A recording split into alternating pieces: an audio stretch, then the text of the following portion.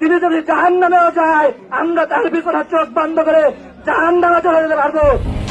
নেতার সাথে জাহান্নামে যাওয়ার ঘোষণা দিয়েছেন জাতীয় নাগরিক পার্টি দক্ষিণ অঞ্চলের সংগঠক মোহাম্মদ ওয়াহিদুজ্জামান। সম্প্রতি খুলনার খালিশপুর পিপলস চত্বরে আয়োজিত এক সভায় দলটির কেন্দ্রীয় সদস্য সচিব মোহাম্মদ আক্তার হোসেনকে পরিচয় করিয়ে দিতে গিয়ে এমন মন্তব্য করেন তিনি। বক্তব্য চলাকালে উপস্থিত নেতা কর্মীরা হাততালি দিয়ে তা সমর্থন জানান। বক্তব্যটি মুহূর্তে সামাজিক যোগাযোগ মাধ্যমে ভাইরাল হয়ে যায়। ছড়িয়ে পড়া ওই ভিডিওতে দেখা যায় পাশে দাঁড়িয়ে থাকা আক্তার হোসেনকে ইঙ্গিত করে ওয়াহিদুজ্জামান বলছেন, নেতা যদি জাহান্নামেও যান আমরা চোখ বন্ধ করে জাহান্নামেও যেতে রাজি। এ বক্তব্যকে ঘিরে রাজনৈতিক মহলে মিশ্র প্রতিক্রিয়া দেখা দিয়েছে। কেউ কেউ একে অন্ধ আনুগত্যের বহিঃপ্রকাশ হিসেবে দেখছেন, কেউ বলছেন এটি নেতা নির্ভর রাজনীতির ভয়াবহ দৃষ্টান্ত।